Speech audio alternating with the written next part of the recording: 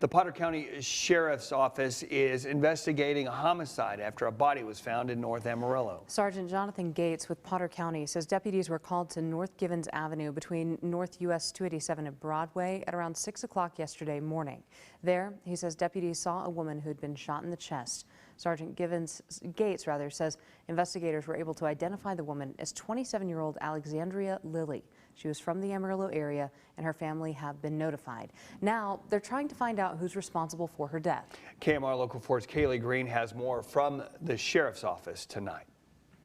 The Potter County Sheriff's Office has received several tips from the community in the death of 27-year-old Alexandria Lilly. But right now, they don't have a suspect. An autopsy was ordered. It has been performed. We're waiting on the final autopsy result from the pathologist to get her final cause of death and everything like that.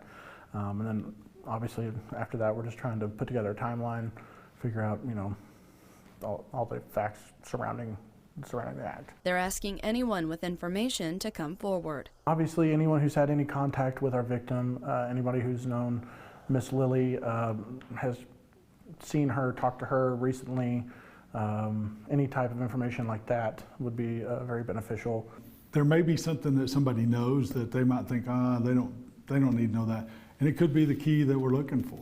So at this point, it really is just a whodunit. Now we're just trying to figure out who did it. Potter County Sheriff Brian Thomas says Sergeant Gates and the other detective on the case have been hard at work since they got the call on Sunday morning.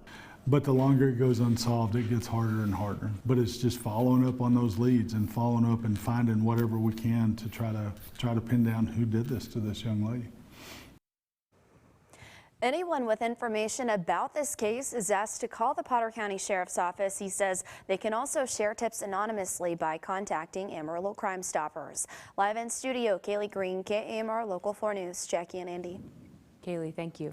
For contact information to help law enforcement with this case, head over to our website, myplains.com.